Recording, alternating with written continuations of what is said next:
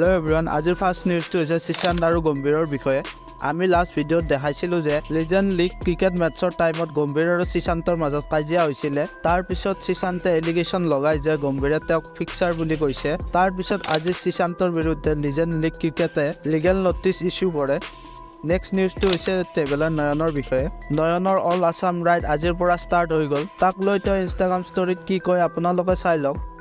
আৰু বৰ্তমান আছো বাইহাটা চাৰিআলিত, তেজপুৰ পাম আৰু অকণমান পিছত 3 ঘণ্টা খোৱা লোৱা কৰিম। 3 ঘণ্টা পিছত তেজপুৰ পাম, তেজপুৰত NC হোটেলত আছো।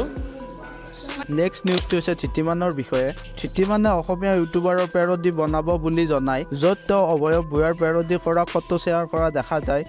ভিডিঅ'টো 10 তাৰিখে আহিব বুলি তেওঁ জনায়। নেক্সট নিউজটো হৈছে সময়ৰ বিষয়ে। সময়ে ইনষ্টাগ্ৰামত 1 লাখ ফলোৱাৰ কমপ্লিট কৰি দিলে। Many congratulation to him.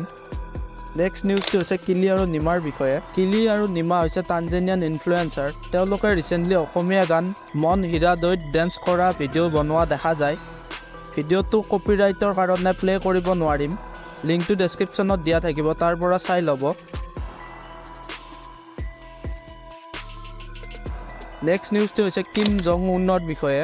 Kim Jong উন হৈছে নৰ্থ কোৰিয়ান লিডাৰ। তেওঁ ৰিচেণ্টলি এখন মিটিঙত ইম'চনেল হৈ পৰে কাৰণ নৰ্থ কোৰিয়াৰ বাৰ্থ ৰেট কমি আহিছে। তেওঁ সকলো মহিলাকে ৰিকুৱেষ্ট কৰে যে তেওঁলোকে যাতে বেবী জন্ম দিয়ে। নেক্সট নিউজটো হৈছে আসীম ৰিয়াজ আৰু হিমাঞ্চি খুৰানাৰ বিষয়ে। আসীম ৰিয়াজে ৰিচেণ্টলি এটা টুইটাৰত পোষ্ট কৰে যে তেওঁ আৰু হিমাঞ্চিৰ মাজত মিউচুৱেল ব্ৰেকআপ হৈ গৈছে। ব্ৰেকআপৰ ৰিজনটো হ'ল ৰিলিজনৰ কাৰণে হোৱা বুলি উল্লেখ কৰে। টুইটাৰত আপোনালোকে পঢ়ি চাব পাৰে। নেক্সট নিউজটো হৈছে ধৰ্মেন্দ্ৰৰ বিষয়ে। ধৰ্মেন্দ্ৰ দেৱ আজি 88 বাৰ্থডে চেলিব্ৰেশ্যন কৰে। তেওঁ এনেকৈ কেক কাটি থকা দেখা যায়। Thank you for ৱাটছিং।